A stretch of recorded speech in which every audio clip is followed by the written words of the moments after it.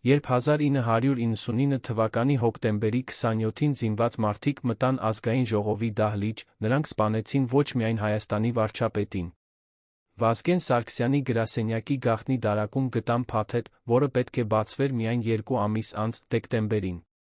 Ներսում էին ամուսնության մատանիներ, հարսանիքի հրավիրատոմսերի նախագծեր մի նամակ, որը սկսվում էր այսպես. «Կրիստինե, երբ կարդաս սա, մենք արդեն կլինենք ամուսիններ»։ Բայց ով էր այդ կինը, ում համար սպարապետը պատրաստվում էր թողնել իր միայնակ կյանքը։ Ինչու նրա անունը երբեք չհնչեց պաշտոնական հուղարկավորության ժամանակ։ Եվ ամենակարևորը, ինչու այդ մատանիները մնացին չօգտագործված, թաքնված պետական արխիվներում, որտեղ դրանք պահվում են մինչ օրս։ Վազգեն Սարգսյանը երբեք չէր խոսում իր անձնական կյանքի մասին։ Նույնիսկ իր ամենամոտ ընկերները գիտեին միայն այն, ինչ նա ուզում էր, որ իմանան։ Բայց 1999 թվականի ամռանը, երբ պատերազմն արդեն 5 տարի էր ավարտված, Վազգենը դարձել էր Հայաստանի վարչապետ, նրա վարքագծում սկսեցին նկատվել փոփոխություններ։ Մարդիկ, ովքեր տասնամյակներ աշխատել էին նրա կողքին, նկատեցին, որ սպարապետը սկսեց ժպտալ։ Ոչ թե այն պաշտոնական ժպիտը, որը նա ցույց էր տալիս լրագրողներին, այլ իսկական, ներքին ուրախությունից բխող ժպիտ։ Նա սկսեց հեռանալ աշխատանքից ժամանակին, ինչը նրա համար անսովոր էր։ Եվ ամենակարևորը, նա սկսեց խոսել ապագայի մասին, ոչ թե երկրի, այլ իր անձնական ապագայի մասին։ Առաջին անգամ Կրիստինեի անունը հնչեց 1999 թվականի մայիսին։ Վազգենի անձնական վարորդը, ով ծառայել էր նրան դեռս Արցախյան պատերազմի օրերից, հիշում է, թե ինչպես մի օր սպարապետը խնդրեց տանել իրեն ոչ թե կառավարական շենք, այլ Երանի կենտրոնական հիվանդանոց։ Սա ինքնին անսովոր էր։ Քանի որ Վազգենը երբեք չէր այցելում հիվանդանոցներ առանց պաշտոնական պատճառի։ Վարորդը սպասեց մեքենայում ավելի քան 2 ժամ։ Երբ Վազգենը վերադարձավ, նա ոչինչ չասաց, բայց նրա դեմքին կար արտահայտություն, որը վարորդը երբեք չէր տեսել, խոնարհություն, միաժամանակ երջանկություն։ Ինչ տեսավ սպարապետը այդ հիվանդանոցում։ Ում հետ էր նա խոսում այնտեղ 2 ժամ շարունակ։ Կրիստինե Մանուկյանը եղել է 35 տարեկան բժիշկ վիրաբույժ, ով աշխատում էր Երանի կենտրոնական հիվանդանոցի վիրաբուժական բաժանմունքում։ Նրա գործընկերները նկարագրում են նրան որպես խիստ պրոֆեսիոնալ, ով երբեք չէր խառնում անձնական կյանքը աշխատանքի հետ։ Կրիստինեն ավարտել էր Երանի բժշկական ինստիտուտը 1986 թվականին, հենց այն տարում, երբ Վազգենը մեկնում էր Արցախ կազմակերպելու ինքնապաշտպանական ջոկատները։ Նրանց ճանապարհները չէին հատվել 13 տարի։ Բայց 1999 թվականի գարնանը, երբ Վազգենին բերեցին հիվանդանոց հետազոտությունների համար, հենց Կրիստինեն էր նրան ընդունել։ Ինչ տեղի ունեցավ այդ առաջին հանդիպման ժամանակ, որ սպարապետը, ով երբեք չէր վստահում ոչ ոքի, սկսեց վստահել այս կնոջը։ Վազգենի մոտ աշխատող անվտանգության աշխատակիցները հիշում են, որ մայիսից սկսած սպարապետը սկսեց պահանջել, որ իր բժշկական զննումները կատարվեն միայն Կրիստինե Մանուկյանի կողմից։ Սա անսովոր էր, քանի որ վարչապետի համար կային հատուկ բժիշկներ, ովքեր ստուգված էին անվտանգության ծառայությունների կողմից։ Բայց Վազգենը պնդում էր։ Նա ասում էր, որ Կրիստինեն միակ բժիշկն է, ում նա վստահում է։ Անվտանգության ծառայությունները սկսեցին ստուգել Կրիստինե Մանուկյանի անցյալը։ Նրանք գտան անբասիր կենսագրություն, ծնվել է Գյումրիում, ուսանել է Երանում, երբեք չի եղել քաղաքական կուսակցությունների անդամ։ Չունի ազգականներ արտերկրում։ Բայց նրանք գտան նա ուրիշ բան, Կրիստինեի եղբայրը զոհվել էր Արցախյան պատերազմում 1992 թվականին, հենց այն ժամանակ, երբ Վազգենը հրամանատարում էր Մարտունու ուղղությամբ։ Արդյոք սպարապետը գիտեր այս մասին։ Եվ եթե գիտեր, ինչպես էր սա ազդում նրանց հարաբերությունների վրա։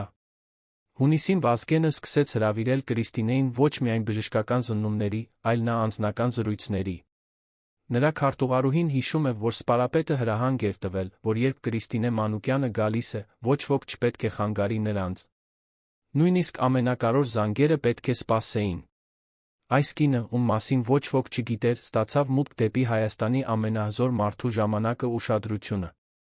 Նրանց զրույցները տում էին ժամերով։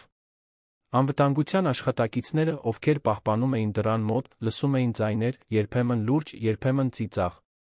Մի անգամ մեկը լսեց, թե ինչպես Վազգենը ասում էր. «Կրիստինե, դու ինձ սովորեցրիր նորից ապրել, ոչ թե գոյատել»։ Ինչ նշանակում էր այս։ Ինչ էր տեղի ունեցել սպարապետի կյանքում, որ նա, ով միշտ ապրել էր պատերազմի քաղաքականության համար, հանկարծ սկսեց խոսել ապրելու մասին։ Հուլիսին Վազգենի վարքագիծը դարձավ ավելի նկատելի։ Նա սկսեց մերժել երեկոյան հանդիպումները, ասելով, որ ունի անձնական պարտավորություններ։ Սա անսովոր էր մարդու համար, ով տասնամյակներ աշխատել էր 24 ժամ օրական։ Նրա ընկերները սկսեցին կատակել, որ սպարապետը վերջապես գտել է ինչ-որ մեկին, ով կարող է նրան ստիպել հանգստանալ։ Բայց Վազգենը չէր ժպտում այդ կատակների վրա։ Նա լուրջ էր կենտրոնացած, ինչպես միշտ, բայց նրա աչքերում կար ինչ-որ նոր բան, հույս։ Նրա անձնական վարորդը հիշում է, որ հուլիսի վերջին Վազգենը խնդրեց տանել իրեն ոսկերչական խանութ։ Սպարապետը մտավ խանութ, միայնակ անցկացրեց այնտեղ ավելի քան ժամ։ Երբ դուրս եկավ, նրա ձեռքին փոքրիկ տուփ էր։ Վարորդը չհարցրեց, թե ինչ կա այդ տուփի մեջ։ Բայց նա գիտեր։ Բոլորը գիտեին, թե ինչ է գնում մարդը, երբ անցկացնում է ժամ ոսկերչական խանութում։ Բայց ո՞ւմ համար էր այդ մատանին։ Օգոստոսին Վազգենը կատարեց քայլ, որը ցնցեց նրա ամբողջ թիմը։ Նա հրավիրեց իր ամենամոտ 5 ընկերներին, նրանց, ովքեր եղել էին նրա հետ դեռս Արցախյան պատերազմի ամենադժվար օրերին։ Նա ասաց նրանց, որ ուզում է ներկայացնել մեկին։ Երբ Կրիստինեն մտավ սենյակ, բոլորը լռեցին։ Նա չէր նման այն կանանց, ում սովոր էին տեսնել քաղաքական շրջապատում։ Կրիստինեն հագած էր պարզ բժշկական հագուստ, նրա մազերը հավաքված էին խիստ ծով, նրա դեմքին չկար մի շերտ կոսմետիկա։ Բայց երբ նա սկսեց խոսել, բոլորը հասկացան, թե ինչու Վազգենը ընտրել էր հենց նրան։ Կրիստինեն խոսեց ուղիղ անկեղծ, առանց դիվանագիտական շրջանառությունների։ Նա ասաց, որ չի հասկանում քաղաքականությունից, բայց հասկանում է մարդկանցից։ Եվ նա տեսնում է Վազգենի մեջ ոչ թե սպարապետին, այլ մարդուն, ով հոգնել է միայնակ լինելուց։ Հանդիպումից հետո Վազգենի ընկերներից մեկը ասաց. «Վազգեն, այս կինը կամ քեզ կփրկի, կամ քեզ կոչնչացնի»։ Սպարապետը պատասխանեց. «Ես արդեն փրկված եմ»։ Բայց ինչ նշանակում էր այս փրկությունը մարդու համար, ով տասնամյակներ ապրել էր մահվան վտանգի մեջ։ Սեպտեմբերին Վազգենը սկսեց պլանավորել։ Նրա քարտուղարուհին ստացավ անսովոր հանձնարարություն գտնել լավագույն ռեստորանը Երանում, որը կարող է ընդունել 200 հյուր դեկտեմբերի սկզբին։ Երբ քարտուղարուհին հարցրեց, թե ինչ միջոցառման համար է սա, Վազգենը պարզապես ժպտաց ասաց. «Անձնական»։ Բայց լուրը արագ տարածվեց։ Սպարապետը պլանավորում էր հարսանիք։ Քաղաքական շրջանակներում սկսեցին բուժել։ Ո՞վ է այդ կինը, ով գրավել է Հայաստանի ամենահզոր մարդու սիրտը։ Ինչու Վազգենը, ով միշտ պահպանել էր իր անձնական կյանքը խիստ գաղտնիության մեջ, հանկարծ որոշեց հրապարակայնորեն ամուսնանալ։ Եվ ամենակարևորը, ինչպես կազդի սա նրա քաղաքական դիրքի վրա։ 1999 թվականի սեպտեմբերի 15-ին Վազգենը կատարեց պաշտոնական քայլ։ Նա ներկայացրեց Կրիստինե Մանուկյանին Հայաստանի նախագահ Ռոբերտ Քոչարյանին։ Հանդիպումը տեղի ունեցավ նախագահական նստավայրում տեց ավելի քան 3 ժամ։ Ներկա եղողները հիշում են, որ Քոչարյանը սկզբում զերծ էր, բայց Կրիստինեի անկեղծությունը ուղղությունը նրան տպավորեցին։ Հանդիպումից հետո նախագահը ասաց Վազգենին. «Դու գտել ես ուժեղ կին։ Պահպանիր նրան»։ Բայց այդ խոսքերում կար նա զգուշացում։ Քաղաքական երանը լի էր մարդկանցով, ովքեր չէին ուզում, որ Վազգենը ունենա անձնական երջանկություն։ Նրանք վախենում էին, որ երջանիկ սպարապետը կարող է դառնալ ավելի անկախ, ավելի դժվար վերահսկելի։ Արդյոք այս վախերը հիմնավոր էին։ Հոկտեմբերի սկզբին Վազգենը սկսեց խոսել ապագայի մասին։ Նա ասաց իր մոտ աշխատողներին, որ երբ ավարտի վարչապետի պաշտոնավարումը, ուզում է անցնել ավելի հանգիստ կյանքի։ Սա անսովոր էր մարդու համար, ով երբեք չէր խոսել հանգստի մասին։ Նա ասաց, որ ուզում է ունենալ ընտանիք, երեխաներ, նորմալ կյանք։ Նրա ընկերները զարմացած էին։ Վազգենը, ով տասնամյակներ ապրել էր պատերազմի քաղաքականության համար, հանկարծ սկսեց երազել պարզ մարդկային երջանկության մասին։ Նրա անձնական վարորդը հիշում է, որ հոկտեմբերի 10-ին Վազգենը ասաց. «Գիտես, ես երբեք չեմ մտածել, որ կարող եմ լինել երջանիկ։ Բայց Կրիստինեն ինձ ցույց տվեց, որ երջանկությունը հնարավոր է»։ Բայց արդյոք այդ երջանկությունը իսկապես հնարավոր էր Վազգենի համար։ Արդյոք մարդը, ով տեսել էր այնքան մահ դավադրություն, կարող էր իսկապես հավատալ երջանկության։ Հոկտեմբերի 15-ին Վազգենը Կրիստինեն հանդիպեցին Սան լճի ափին։ Սա էր նրանց առաջին հանրային ելք միասին։ Նրանք քայլեցին ափով ավելի քան 2 ժամ։ Խոսելով, ծիծաղելով։ Անվտանգության աշխատակիցները, ովքեր հետում էին հեռվից, հիշում են, որ Վազգենը երբեք չէր եղել այդքան հանգիստ։ Նա պահում էր Կրիստինեի ձեռքը, ժպտում էր, իսկական, անկեղծ ժպիտ։ Երբ նրանք նստեցին ժայռի վրա, նայելով լճին, Վազգենը հանեց այն փոքրիկ տուփը, որը գնել էր հուլիսին։ Նա բացեց այն, ցույց տվեց Կրիստինեին։ Ներսում 2 մատանի էին, պարզ, առանց ավելորդ զարդերի, ճիշտ այնպես, ինչպես Կրիստինեն սիրում էր։ Վազգենը ասաց, դեկտեմբերի 2-ին։ Դու ես։ Ոչ մի քաղաքականություն, ոչ մի պատերազմ։ Միայն մենք։ Կրիստինեն լաց եղավ։ Նա ասաց, Վազգեն, ես վախենում եմ։ Քո աշխարհը չափազանց վտանգավոր է։ Սպարապետը գրկեց նրան, ասաց, ես քեզ կպաշտպանեմ։ Ես միշտ քեզ կպաշտպանեմ։ Բայց կարող էր նա իսկապես պաշտպանել նրան այն ամենից, ինչ գալու էր։ Հոկտեմբերի 20-ին Վազգենը պաշտոնապես հայտարարեց իր մոտ աշխատողներին, որ դեկտեմբերի 2-ին կամուսնանա։ Նա ասաց, որ հարսանիքը կլինի փակ։ Միայն մոտ ընկերների ընտանիքի համար։ Նա չուզում էր մեծ շոու, չուզում էր քաղաքական ցուցադրություն։ Նա ուզում էր պարզ, անկեղծ հարսանիք, 2 մարդկանց միջ, ովքեր սիրում են իրար։ Նրա թիմը սկսեց պատրաստվել։ Ռեստորանը ամրագրված էր, հրավիրատոմսերը պատրաստ էին, Վազգենը նույնիսկ գրել էր ելույթ, որը պատրաստվում էր ասել հարսանիքին։ Այդ ելույթի մեջ նա գրել էր. «Ես կռվել եմ բազմաթիվ պատերազմներում, բայց ամենադժվար կռիվը եղել է ինձ հետ։ Կրիստինեն ինձ օգնեց հաղթել այդ կռվում»։ Բայց այդ ելույթը երբեք չհնչեց։ Ինչու՞։ Հոկտեմբերի 22-ին, 5 օր մինչ ողբերգությունը, Վազգենը Կրիստինեն հանդիպեցին վերջին անգամ։ Նրանք նստեցին Վազգենի գրասենյակում, խոսեցին ապագայի մասին։ Կրիստինեն ասաց, որ ուզում է երեխաներ, առնվազն 2-ը։ Վազգենը ծիծաղեց, ասաց, 3-ը լավ կլինի։ Նրանք խոսեցին այն մասին, թե որտեղ կապրեն։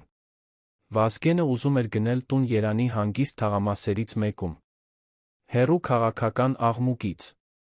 Նա ասաց, ես ուզում եմ, որ մեր երեխաները մեծանան նորմալ տանը, ոչ թե բերդում։ Կրիստինեն համաձայնեց։ Նրանք նույնիսկ սկսեցին նայել տների գովազդները։ Երբ Կրիստինեն հեռանում էր, Վազգենը ասաց նրան 5 օր։ 5 օր, ամեն ինչ կփոխվի։ Նա չգիտեր, թե որքան ճիշտ էր այդ խոսքերը։ Հոկտեմբերի 27-ի առավոտյան Վազգենը արթնացավ վաղ։ Նրա անձնական օգնականը հիշում է, որ սպարապետը այդ օրը տարօրինակ հանգիստ էր։ Նա նույնիսկ սուրճ խմեց, ինչը նա հազվադեպ էր անում։ Նա զանգահարեց Կրիստինեին առավոտյան ժամը 8-ին, ասաց, երեկոյան կտեսնվենք։ Ունեմ քեզ համար անակնկալ։ Կրիստինեն հարցրեց, ինչ անակնկալ։ Վազգենը ծիծաղեց, ասաց, եթե ասեմ։ Այլս անակնկալ չի լինի։ Սա էր նրանց վերջին զրույցը։ Ժամը 12-ին Վազգենը մեկնեց ազգային ժողով, մասնակցելու կառավարության նիստին։ Նա վերցրեց իր հետ այն փոքրիկ տուփը մատանիներով։ Ինչու՞։ Նա վերցրեց այն իր հետ այդ օրը։ Արդյոք նա պլանավորում էր ինչ-որ բան հատուկ։ Ժամը 3-ն անցած 17 րոպեին, երբ զինված մարդիկ մտան ազգային ժողովի դահլիճ, Վազգեն Սարգսյանը նստած էր իր տեղում, մտածելով Կրիստինեի մասին։ Նրա գրպանում էր այն տուփը մատանիներով։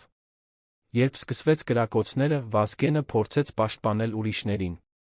Նա վազեց դեպի զինված մարդիկ, փորձելով խոսել նրանց հետ, փորձելով կանգնեցնել արյունահեղությունը։ Բայց նրանք չլսեցին։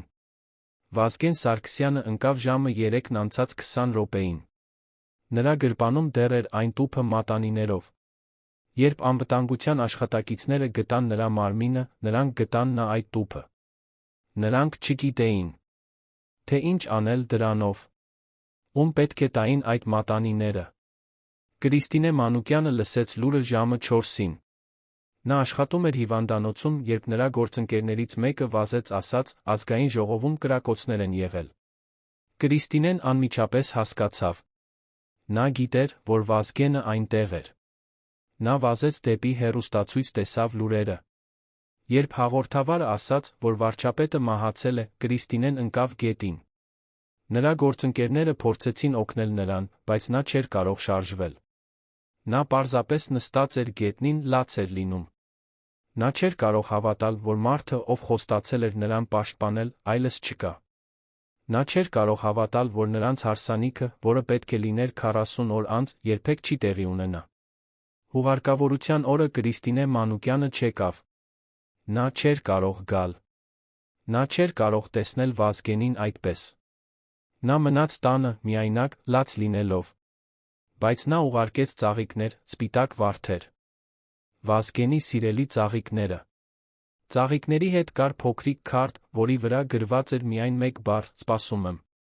Ոչ ոք չհասկացավ, թե ինչ նշանակում է այդ բառը։ Բայց Վազգենի մոտ ընկերները, ովքեր գիտեին Կրիստինեի մասին, հասկացան։ Նա սպասում էր նրան, նույնիսկ մահից հետո։ Նա սպասում էր այն հարսանիքին, որը երբեք չի տեղի ունենա։ Հուղարկավորությունից հետո Վազգենի անձնական օգնականը փորձեց գտնել Կրիստինե Մանուկյանին։ Նա ուզում էր տալ նրան այն մատանիները, որոնք գտել էին Վազգենի գրպանում։ Բայց Կրիստինեն չէր պատասխանում հեռախոսին։ Նա չէր բացում դուռը։ Նա պարզապես անհետացել էր։ Օգնականը թողեց հաղորդագրություններ, բայց Կրիստինեն երբեք չպատասխանեց։ Մատանիները մնացին Վազգենի անձնական իրերի մեջ, հետո դրանք փոխանցվեցին պետական արխիվ։ Այնտեղ նրանք պահվում են մինչ օրս, երկու մատանի, որոնք երբեք չօգտագործվեցին, երկու խոստումներ, որոնք երբեք չկատարվեցին։ Կրիստինե Մանուկյանը հայտնվեց 2 ամիս անց, դեկտեմբերի 2-ին։ Այն օրը, երբ պետք է լիներ նրանց հարսանիքը։ Նա եկավ Երաբլուր զինվորական պանթեոն, որտեղ թաղված էր Վազգենը։ Նա բերեց սպիտակ վարդեր, նստեց գերեզմանի մոտ ամբողջ օրը։ Անվտանգության աշխատակիցները, ովքեր պահպանում էին պանթեոնը, հիշում են, որ նա խոսում էր Վազգենի հետ, կարծես նա կենդանի էր։ Նա ասում էր նրան իրենց պլանների մասին, այն տան մասին, որը նրանք պատրաստվում էին գնել, այն երեխաների մասին, որոնց նրանք ուզում էին ունենալ։ Նա ասում էր նրան, որ դեռ սպասում է նրան, որ միշտ կսպասի։ Երբ առը մայր մտավ, Կրիստինեն վերջապես ելավ հեռացավ։ Սա էր վերջին անգամը, երբ ինչ-որ մեկը տեսավ նրան Հայաստանում։ Կրիստինե Մանուկյանի հետագա ճակատագիրը մնում է խորհուրդ։ Ոմանք ասում են, որ նա հեռացավ Հայաստանից, գնաց Ռուսաստան։ Ուրիշներն ասում են, որ նա մնաց Երանում, բայց փոխեց իր անունը, սկսեց նոր կյանք։ Կան նրանք, ովքեր ասում են, որ նա երբեք չկարողացավ հաղթահարել Վազգենի կորուստը, վերջացրեց իր օրերը լռության մեջ։ Բայց ճշմարտությունը ոչ ոք չգիտի։ Կրիստինե Մանուկյանը անհետացավ այնպես լուռ, ինչպես հայտնվել էր Վազգենի կյանքում։ Նա թողեց միայն հիշողություններ, հարցեր։ Ո՞վ էր իսկապես այս կինը։ Ինչու նա ընտրեց լռությունը։ Եվ արդյոք նա դեռ ապրում է ինչ-որ տեղ, դեռ սպասելով այն մարդուն, ով խոստացել էր նրան երջանկություն։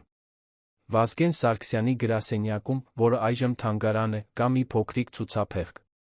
Այնտեղ պահվում են նրա անձնական իրերը, գրիչներ, փաստաթղթեր, լուսանկարներ։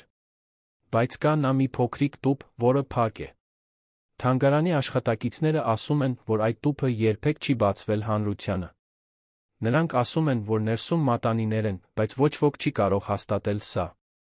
Պաշտոնական տեղեկատվությունը ասում է, որ տուփը պարունակում է անձնական իրեր։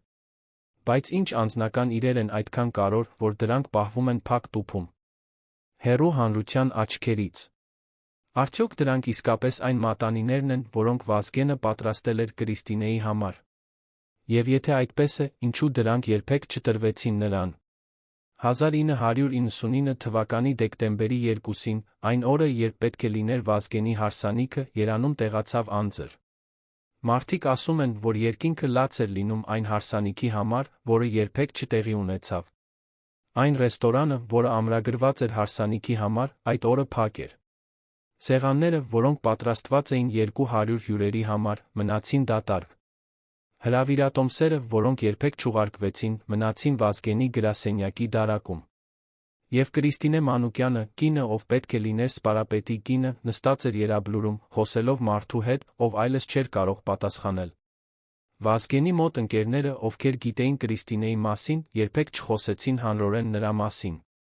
Նրանք պահպանեցին լռությունը։ Հարգելով Վազգենի հիշատակը Կրիստինեի ցավը։ Բայց մասնավոր զրույցներում նրանք ասում էին, որ Վազգենը վերջապես գտել էր երջանկությունը, այդ երջանկությունը խլվեց նրանից ամենաժեստոք ձով։ Նրանք ասում էին, որ եթե Վազգենը ապրեր էր, նա կամուսնանար Կրիստինեի հետ, կունենար երեխաներ, հավանաբար կհեռանար քաղաքականությունից։ Նրանք ասում էին, որ Կրիստինեն փրկեց Վազգենին նրա միայնակությունից, բայց չկարողացավ փրկել նրան նրա ճակատագրից։ Այսօր, 25 տարի անց, Կրիստինե Մանուկյանի մասին գրեթե ոչինչ չի հայտնի։ Նրա անունը չհիշատակվում է պաշտոնական պատմագրության մեջ։ Նրա լուսանկարները չկան հանրային արխիվներում։ Նա դարձել է ուրվական կին, ով գոյություն ունեցավ միայն Վազգենի կյանքի վերջին ամիսներին։ Բայց նրանք, ովքեր գիտեին նրան, ասում են, որ նա իսկական էր։ Նրանք ասում են, որ նա սիրում էր Վազգենին ոչ թե նրա իշխանության կամ դիրքի համար, այլ նրա համար, ով նա իսկապես էր, հոգնած մարդ, ով փնտրում էր խաղաղություն։ Եվ նա տվեց նրան այդ խաղաղությունը, թեկուզ միայն կարճ ժամանակով։ Արդյոք Կրիստինե Մանուկյանը դեռ ապրում է ինչ-որ տեղ։ Արդյոք նա դեռ հիշում է այն մարդուն, ով խոստացել էր նրան երջանկություն։ Արդյոք նա երբեք կխոսի հանրորեն իր պատմության մասին։ Սրանք հարցեր են, որոնց պատասխանները մնում են անհայտ։ Բայց մի բան հստակ է, Վազգեն Սարգսյանի կյանքի վերջին ամիսները եղան նրա ամենաերջանիկ ամիսները։ Նա գտավ սերը, նա գտավ հույսը, նա գտավ պատճառ ապրելու ոչ թե պատերազմի, այլ խաղաղության համար։ Եվ թեկուզ այդ երջանկությունը տեց միայն կարճ ժամանակ, այն իսկական էր։ Երբ այցելում եք Երաբլուր զինվորական պանթեոն, Վազգեն Սարգսյանի գերեզմանի վրա միշտ կան թարմ ծաղիկներ։ Սպիտակ վարդեր։ Ոչ ոք չգիտի, թե ով է բերում դրանք։ Պանթեոնի աշխատակիցները ասում են, որ ծաղիկները հայտնվում են յուրաքանչյուր ամսվա 2-ին, այն օրը, երբ պետք է լիներ հարսանիքը։ Նրանք ասում են, որ երբեմն տեսնում են կին, ով գալիս է վաղ առավոտյան, երբ դեռ ոչ ոք չկա։ Նա թողնում է ծաղիկները անմիջապես հեռանում։ Նրանք երբեք չեն կարողացել տեսնել նրա դեմքը։ Բայց նրանք գիտեն, որ նա գալիս է յուրաքանչյուր ամիս, անկախ եղանակից, անկախ տարվա ժամանակից։ Նա գալիս է թողնում սպիտակ վարդեր, հիշեցնելով այն սիրո մասին, որը երբեք չկարողացավ լիարժեք ապրել։ Վազգեն Սարգսյանի պատմությունը հայտնի է բոլորին։ Նա սպարապետն էր, ազգային հերոսը, մարդը, ով հաղթեց պատերազմում, կառուցեց երկիր։ Բայց նրա անձնական պատմությունը, նրա սիրո պատմությունը, մնում է գրեթե անհայտ։ Քանի մարդ գիտի, որ Վազգենը պատրաստվում էր ամուսնանալ։ Քանի մարդ գիտի, որ նա գտել էր կնոջը, ով փոխեց նրա կյանքը։ Քանի մարդ գիտի, որ նրա գրպանում, երբ նա մահացավ, էին մատանիներ, խոստումներ, որոնք երբեք չկատարվեցին։ Սա պատմություն է, որը պետք է պատմվի, ոչ թե որպես քաղաքական դրամա, այլ որպես մարդկային ողբերգություն։ Պատմություն մարդու մասին, ով հաղթեց բոլոր պատերազմներում, բայց կորցրեց իր անձնական երջանկությունը։ Կրիստինե Մանուկյանի լռությունը խոսուն է։ Նա ընտրեց չխոսել, ընտրեց չհայտնվել հանրության աչքի առաջ, ընտրեց պահպանել իր հիշողություններն անձնական։ Սա նրա ընտրությունն էր, այն պետք է հարգվի։ Բայց նրա լռությունը նա հարց է բարձրացնում։ Ինչ գիտի նա, ինչ մենք չգիտենք։ Ինչ էր Վազգենը ասել նրան այն վերջին ամիսներին։ Ինչ էին նրանց պլանները, նրանց երազանքները։ Եվ ամենակարևորը, ինչպես է նա ապրում այս բոլոր տարիները, գիտակցելով, որ նրա երջանկությունը խլվեց նրանից այդքան դաժանորեն։ Մատանիները, որոնք պահվում են պետական արխիվում, խորհրդանիշ են։ Նրանք խորհրդանիշ են չկայացած սիրո, չկատարված խոստումների, կորցրած երջանկության։ Նրանք հիշեցնում են, որ նույնիսկ ամենահզոր մարդիկ խոցելի են, նույնիսկ ամենաուժեղ ղեկավարները ունեն մարդկային սիրտ։ Վազգեն Սարգսյանը չէր ուզում լինել միայն սպարապետ։ Նա ուզում էր լինել նա ամուսին, հայր։ Պարզ մարդ, ով ապրում է պարզ կյանք։ Բայց պատմությունը չտվեց նրան այդ հնարավորությունը։ Պատմությունը վերցրեց նրան այն պահին, երբ նա վերջապես գտել էր իր երջանկությունը։ Այսօր, երբ մենք խոսում ենք Վազգեն Սարգսյանի մասին, մենք խոսում ենք նրա ռազմական հաջողությունների մասին, նրա քաղաքական կարիերայի մասին, նրա ազդեցության մասին Հայաստանի պատմության վրա։ Բայց մենք հազվադեպ ենք խոսում նրա մասին որպես մարդու, ով սիրեց սիրված էր։ Մենք հազվադեպ ենք խոսում այն կնոջ մասին, ով սպասում էր նրան, ով հավատում էր նրան, ով պատրաստ էր կիսել նրա կյանքը։ Եվ մենք երբեք չենք խոսում այն ողբերգության մասին, որ այդ սերը երբեք չկարողացավ լիարժեք ապրել։ Վազգեն Սարգսյանի չկայացած հարսանիքը ավելին է, քան պարզապես անձնական ողբերգություն։ Այն խորհրդանիշ է ամբողջ սերնդի համար, որը կորցրեց իր հերոսներին չափազանց վաղ։ Այն հիշեցնում է, որ պատերազմը քաղաքականությունը ոչնչացնում են ոչ միայն կյանքներ, այլ նա երազանքներ, հույսեր, սերեր։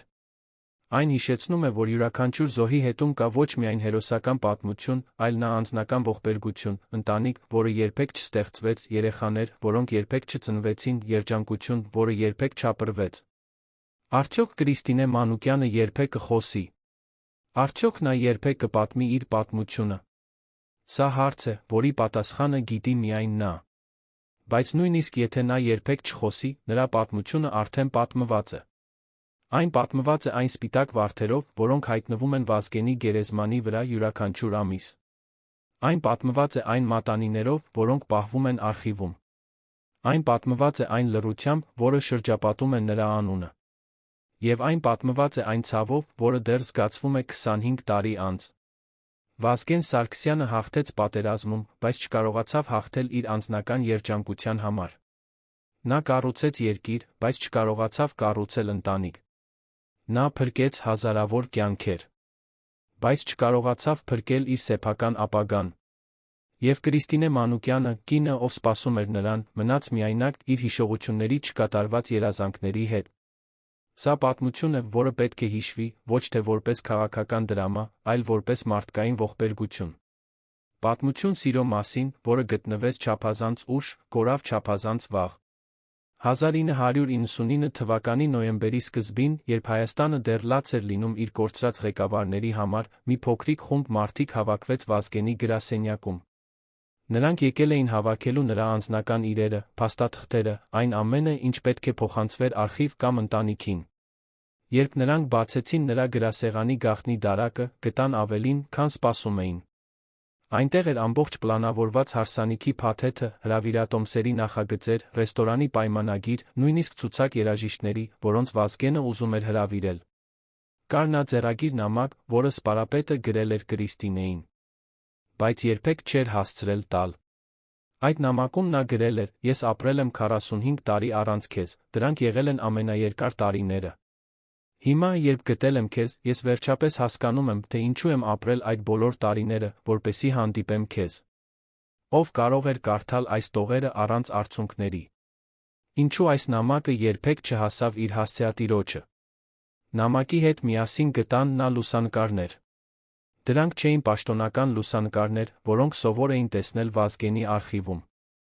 Սրանք անձնական լուսանկարներ էին, Վազգենը Կրիստինեն սանի ափին, նրանք Երանի փողոցներում, նրանք պարզապես նստած խոսում։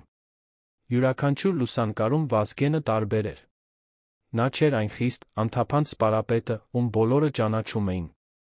Նա էր պարզապես երջանիկ մարդ, ով գտել էր իր սերը։ Կրիստինեն լուսանկարներում էր գեղեցիկ կին, պարզ, առանց շքեղության, բայց անհավատալի ջերմությամբ աչքերում։ Երբ Վազգենի ընկերները տեսան այդ լուսանկարները, նրանք հասկացան, թե որքան շատ էր սպարապետը կորցրել։ Նա կորցրել էր ոչ միայն իր կյանքը, այլ նա իր ապագան, իր երջանկությունը, իր երազանքները։ Արդյոք այդ լուսանկարները երբեք կցուցադրվեն հանրությանը։ Արդյոք մարդիկ երբեք կտեսնեն Վազգենին այնպիսին, ինչպիսին նա իսկապես էր, ոչ թե միայն սպարապետ, այլ նա սիրող մարդ։ Վազգենի անձնական օգնականը վերցրեց այդ ամբողջ փաթեթը, որոշեց գտնել Կրիստինե Մանուկյանին։ Նա գիտեր, որ այս իրերը պատկանում են նրան, ոչ թե արխիվին։ Նա գնաց հիվանդանոց, որտեղ Կրիստինեն աշխատում էր, բայց նրան ասացին, որ Կրիստինեն հեռացել է աշխատանքից հոկտեմբերի 28-ին, մեկ օր հուղարկավորությունից հետո։ Նա գնաց այն հասցեին, որտեղ Կրիստինեն ապրում էր, բայց բնակարանը դատարկ էր։ Հարանները ասացին, որ Կրիստինեն հավաքել էր իր իրերը հեռացել, առանց ասելու, թե որտեղ է գնում։ Օգնականը փորձեց գտնել նրա ազգականներին, բայց Կրիստինեի ծնողները մահացել էին տարիներ առաջ։ Նրա միակ եղբայրը զոհվել էր պատերազմում։ Կրիստինե Մանուկյանը եղել է միայնակ, հիմա նա դարձել էր անհետ։ Ինչու նա ընտրեց անհետանալ։ Արդյոք նա վախենում էր ինչ-որ բանից, թե պարզապես չէր կարող տանել ցավը։ Նոյեմբերի կեսերին Վազգենի մոտ ընկերներից մեկը ստացավ անանուն նամակ։ Ներսում մի փոքրիկ թերթիկ էր, որի վրա գրված էր. «Խնդրում եմ, մի փնտրեք ինձ։ Ես ապրում եմ, բայց ապրում եմ այլ աշխարհում»։ Վազգենի հիշատակը պահպանեք այնպես, ինչպես նա արժանի է, որպես հերոս, ոչ թե որպես տառապող սիրահար։ Նրա պատմությունը պատկանում է Հայաստանին, իմ պատմությունը պատկանում է միայն ինձ։ Ստորագրություն չկար, բայց բոլորը հասկացան, որ սա Կրիստինեի նամակն էր։ Նա խնդրում էր, որ թողնեն իրեն խաղաղության մեջ, որ չփնտրեն իրեն, որ թույլ տան իրեն ապրել իր ցավի հետ առանձին։ Ընկերները հարգեցին նրա ցանկությունը։ Նրանք դադարեցին փնտրել նրան։ Բայց նրանք երբեք չմոռացան նրան։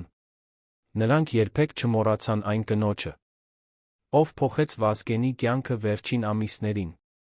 Արդյոք Կրիստինեն իսկապես ուզում էր մոռացվել, թե պարզապես փորձում էր պաշտպանել իրեն հանրության ուշադրությունից։ Դեկտեմբերի 2-ին, այն օրը, երբ պետք է լիներ հարսանիքը, Երանում տեղացավ ձյուն։ Սա անսովոր էր դեկտեմբերի սկզբի համար, բայց բնությունը կարծես զգում էր այն հարսանիքի համար, որը երբեք չտեղի ունեցավ։ Վազգենի ընկերները հավաքվեցին Երաբլուրում։ Նրանք բերեցին շամպայն բաժակներ։ Նրանք կանգնեցին Վազգենի գերեզմանի մոտ բարձրացրին բաժակները։ Մեկը ասաց. «Վազգեն, այսօր դու պետք է ամուսնանայիր։ Մենք այստեղ ենք, որպեսզի տոնենք այն հարսանիքը, որը երբեք չտեղի ունեցավ»։ Նրանք խմեցին լռության մեջ, յուրաքանչյուրը մտածելով իր մասին։ Երբ նրանք պատրաստվում էին հեռանալ, նկատեցին, որ գերեզմանի վրա հայտնվել են թարմ սպիտակ վարդեր։ Նրանք չէին տեսել, թե ով բերեց դրանք։ Բայց նրանք գիտեին։ Կրիստինեն եկել էր, թեկուզ միայն մի պահի համար, որպեսզի հիշի այն օրը, որը պետք է լիներ նրանց հարսանիքը։ Ինչու նա չմնաց։ Ինչու նա չխոսեց Վազգենի ընկերների հետ։ Արդյոք նա դեռ չէր պատրաստ դիմակայել իրականությանը։ 1999 թվականի դեկտեմբերի վերջին Հայաստանի կառավարությունը որոշեց ստեղծել հատուկ արխիվ Վազգեն Սարգսյանի անձնական իրերի համար։ Այդ արխիվում պահվեցին նրա փաստաթղթերը, նամակները, լուսանկարները։ Պահվեցին այն մատանիները, որոնք գտել էին նրա գրպանում։ Բայց արխիվի աշխատակիցներին տրվեց հատուկ հրահանգ, որոշ իրեր պահել փակ մուտքով։ Այդ իրերի թվում էին Կրիստինեի հետ կապված բոլոր փաստաթղթերը, լուսանկարները, նամակները։ Պաշտոնական բացատրությունը եղավ անձնական տեղեկատվության պաշտպանություն։ Բայց իրական պատճառը այլ էր։ Կառավարությունը չուզում էր, որ Վազգենի հիշատակը կապվի անձնական դրամայի հետ։ Նրանք ուզում էին, որ նա հիշվի որպես հերոս, ոչ թե որպես սիրահար։ Բայց արդյոք սա արդար էր Վազգենի նկատմամբ։ Արդյոք նա չարժանի էր, որ հիշվի նա որպես մարդ, ով սիրեց սիրված էր։ 1200 թվականին, 3 տարի Վազգենի մահից հետո, Երանում բացվեց նրա անվան թանգարան։ Այնտեղ ցուցադրվեցին նրա ռազմական համազգեստները, նրա մեդալները, նրա գրած նամակները ռազմական ժամանակներից։ Բայց չկար ոչ մի նշում Կրիստինեի մասին, ոչ մի լուսանկար նրանց միասին, ոչ մի հիշատակում այն հարսանիքի մասին, որը երբեք չտեղի ունեցավ։ Թանգարանի տնօրենը, երբ հարցրին այս մասին, պատասխանեց. «Մենք ցուցադրում ենք Վազգեն Սարգսյանի հանրային կյանքը, ոչ թե անձնականը»։ Բայց արդյոք հնարավոր է իսկապես հասկանալ մարդուն առանց իմանալու նրա անձնական կյանքը։ Արդյոք Վազգենի պատմությունը լրիվ է առանց Կրիստինեի պատմության։ 1205 թվականին, 6 տարի Վազգենի մահից հետո, մի լրագրող փորձեց գտնել Կրիստինե Մանուկյանին։ Նա ուսումնասիրեց բոլոր հասանելի արխիվները, հարցաքննեց տասնյակ մարդկանց, ովքեր ճանաչում էին Կրիստինեին։ Նա գտավ նրա նախկին գործընկերներին, նրա նախկին հարաններին, նույնիսկ նրա նախկին դասընկերներին բժշկական ինստիտուտից։ Բոլորը հիշում էին Կրիստինեին որպես լավ բժիշկ, հանգիստ պրոֆեսիոնալ կին։ Բայց ոչ ոք չգիտեր, թե որտեղ է նա հիմա։ Մեկը ասաց, որ լսել է, թե Կրիստինեն գնացել է Ռուսաստան, աշխատում է այնտեղ որպես բժիշկ։ Ուրիշը ասաց, որ նա տեսել է նրան Երանում, բայց Կրիստինեն փոխել է իր արտաքինը, ապրում է այլ անունով։ Երրորդը ասաց, որ Կրիստինեն ամուսնացել է, ունի երեխաներ։ Բայց ոչ մի տեղեկություն չհաստատվեց։ Կրիստինե Մանուկյանը մնաց ուրվական։ Ինչու այս կինը այդքան հաջողությամբ կարողացավ անհետանալ։ Ինչ գիտի նա, որ մենք չգիտենք։ 1210 թվականին, 11 տարի Վազգենի մահից հետո, Երաբլուրի Պանթեոնի աշխատակիցներից մեկը վերջապես խոսեց։ Նա ասաց, որ յուրաքանչյուր ամսվա 2-ին, առավոտյան վաղ, երբ դեռ Պանթեոնը փակ է, մի կին գալիս է թողնում սպիտակ վարդեր Վազգենի գերեզմանի վրա։ Աշխատակիցը ասաց, որ նա տեսել է այդ կնոջը տասնյակ անգամ, բայց երբեք չի խոսել նրա հետ։ Նա ասաց, որ կինը միշտ գալիս է միայնակ, միշտ լուռ, միշտ մնում է միայն մի քանի րոպե։ Երբ հարցրին, թե ինչպիսին է այդ կինը, աշխատակիցը ասաց, նա ավելի ծեր է, քան ես սպասում էի։ Նրա մազերը ջերմակ են, նրա դեմքը լի է ծալքերով, բայց նրա աչքերը դեռ երիտասարդ են, լի սիրով ցավով։ Արդյոք այդ կինը իսկապես Կրիստինեն է։ Արդյոք նա դեռ գալիս է յուրաքանչյուր ամիս հիշելու այն մարդուն, ով խոստացել էր նրան երջանկություն։ 1215 թվականին, 16 տարի Վազգենի մահից հետո, Հայաստանի ազգային արխիվը որոշեց թվայնացնել Վազգեն Սարգսյանի անձնական փաստաթղթերը։ Երբ արխիվի աշխատակիցները սկսեցին այդ աշխատանքը, նրանք գտան փաթեթ, որը մնացել էր չբացված 20 տարի։ Այդ փաթեթի վրա գրված էր. բացել միայն Կրիստինե Մանուկյանի թույլտվությամբ։ Արխիվի տնօրենը փորձեց գտնել Կրիստինեին, բայց անհաջող։ Վերջապես, իրավաբանական խորհրդատվությունից հետո, որոշվեց բացել փաթեթը։ Ներսում էին Վազգենի ձեռագիր նամակները Կրիստինեին, ավելի քան 30 նամակ, որոնք նա գրել էր, բայց երբեք չէր ուղարկել։ Յուրաքանչյուր նամակում նա գրում էր իր զգացմունքների, իր երազանքների, իր վախերի մասին։ Մի նամակում նա գրել էր. Կրիստինե, ես վախենում եմ, որ չեմ արժանի քեզ։ Ես տեսել եմ չափազանց շատ մահ, արել եմ չափազանց շատ դաժան բաներ։ Բայց երբ եմ քեզ հետ, ես զգում եմ, որ կարող եմ դառնալ ավելի լավ մարդ։ Ով կարող էր կարդալ այս տողերը առանց արցունքների։ Ինչու Վազգենը երբեք չուղարկեց այս նամակները։ Արխիվի տնօրենը որոշեց չհրապարակել այդ նամակները։ Նա ասաց, որ դրանք չափազանց անձնական են, չափազանց ինտիմ։ Նա ասաց, որ Վազգենը գրել է դրանք միայն Կրիստինեի համար։ Միայն նա ունի իրավունք կարդալ դրանք։ Բայց ինչպես կարող էին տալ դրանք Կրիստինեին, երբ ոչ ոք չգիտեր, թե որտեղ է նա։ Տնօրենը որոշեց պահել նամակները արխիվում, փակ մուտքով, սպասելով այն օրվան, երբ Կրիստինեն կգա կկարդա դրանք։ Բայց արդյոք այդ օրը երբ է կգա։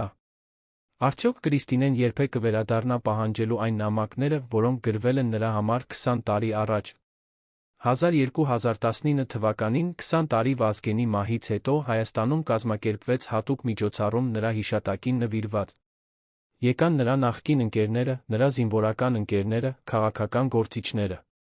Բոլորը խոսեցին Վազգենի մասին որպես հերոսի, որպես ղեկավարի, որպես սպարապետի։ Բայց ոչ ոք չխոսեց նրա մասին որպես մարդու, ով սիրեց։ Միջոցառումից հետո, երբ բոլորը հեռացան, մի կին մոտեցավ կազմակերպիչներին։ Նա ասաց, որ ուզում է խոսել Վազգենի մասին։ Բայց ոչ հանրորեն։ Կազմակերպիչները համաձայնեցին հանդիպել նրա հետ մասնավոր։ Երբ նրանք հարցրին նրա անունը, կինը լռեց մի պահ, ապա ասաց. «Դուք ինձ չեք ճանաչի, բայց ես ճանաչում էի Վազգենին»։ Նա պատմեց, որ աշխատել է հիվանդանոցում, որտեղ Վազգենը հանդիպել էր Կրիստինեին։ Նա ասաց, որ տեսել է նրանց միասին, տեսել է, թե ինչպես Վազգենը փոխվեց, երբ հանդիպեց Կրիստինեին։ Երբ հարցրին, թե գիտե, արդյոք որտեղ է Կրիստինեն հիմա, կինը ժպտաց ասաց. նա այնտեղ է, որտեղ միշտ եղել է, սպասում Վազգենին։ Ինչ նշանակում էր այս։ Այսօր, 25 տարի Վազգենի մահից հետո, նրա պատմությունը դեռ պատմվում է Հայաստանում։ Նրան հիշում են որպես հերոս, որպես սպարապետ, որպես մարդ, ով փրկեց երկիրը։ Բայց նրա անձնական պատմությունը, նրա սիրո պատմությունը, դեռ մնում է գրեթե անհայտ։ Քանի մարդ գիտի, որ Վազգենը պատրաստվում էր ամուսնանալ։ Քանի մարդ գիտի Կրիստինե Մանուկյանի մասին։ Քանի մարդ գիտի այն մատանիների մասին, որոնք դեռ պահվում են արխիվում։ Սա պատմություն է, որը պետք է պատմվի, ոչ թե որպեսի նվազեցնենք Վազգենի հերոսությունը, այլ որպեսի ավելի լավ հասկանանք նրան որպես մարդու։ Նա եղել է ոչ միայն սպարապետ, այլ նա սիրող մարդ, ով երազում էր ընտանիքի խաղաղության մասին։ Երաբլուրի Պանթեոնում Վազգեն Սարգսյանի գերեզմանի վրա դեռ հայտնվում են սպիտակ վարդեր յուրաքանչյուր ամսվա 2-ին։ Ոչ ոք չգիտի, թե ով է բերում դրանք, բայց բոլորը գիտեն, թե ինչու։ Դրանք հիշեցնում են այն սիրո մասին, որը գտնվեց չափազանց ուշ կորավ չափազանց վաղ։ Դրանք հիշեցնում են այն հարսանիքի մասին, որը երբեք չտեղի ունեցավ։ Դրանք հիշեցնում են այն կնոջ մասին, ով դեռ սպասում է, դեռ հիշում է, դեռ սիրում է։ Եվ դրանք հիշեցնում են մեզ, որ նույնիսկ ամենահզոր մարդիկ խոցելի են, նույնիսկ ամենաուժեղ ղեկավարները ունեն մարդկային սիրտ։ Վազգեն Սարգսյանի չկայացած հարսանիքը խորհրդանիշ է։ Այն խորհրդանիշ է կորցրած հնարավորությունների, չկատարված երազանքների, չապրված երջանկության։ Այն հիշեցնում է, որ պատերազմը քաղաքականությունը խլում են ոչ միայն կյանքներ, այլ նա ապագաներ։ Այն հիշեցնում է, որ յուրաքանչյուր զոհի հետում կա ոչ միայն հերոսական պատմություն, այլ նա անձնական ողբերգություն։ Եվ այն հիշեցնում է, որ սերը, նույնիսկ երբ այն չի կարողանում լիարժեք ապրել, մնում է հավերժ։ Կրիստինե Մանուկյանը, որտեղ էլ որ լինի նա այսօր, կրում է իր հետ այն հիշողությունները, որոնք ոչ ոք չի կարող խլել նրանից։ Նա հիշում է Վազգենի ժպիտը, նրա ձայնը, նրա խոստումները։ Նա հիշում է այն օրերը, երբ նրանք պլանավորում էին իրենց ապագան, երբ նրանք երազում էին ընտանիքի երջանկության մասին։ Եվ նա հիշում է այն վերջին զանգը, երբ Վազգենը ասաց՝ երեկոյան կտեսնվենք։ Ունեմ քեզ համար անակնկալ։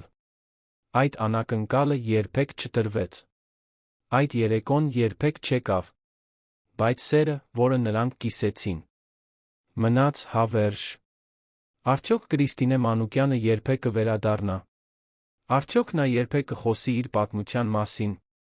Արդյոք նա երբեք կկարդա այն նամակները, որոնք Վազգենը գրել է նրա համար։ Սրանք հարցեր են, որոնց պատասխանները գիտի միայն նա։ Բայց մի բան հստակ է, նրա սերը Վազգենի նկատմամբ չի մարել ժամանակի հետ։ Այն դեռ կենդանի է, դեռ ուժեղ է, դեռ հավերժ է։ Եվ այդ սերը թեկուզ երբեք չկարողացավ լիարժեք ապրել, մնում է ամենագեղեցիկ ամենաողբերգական պատմությունը Վազգեն Սարգսյանի կյանքում։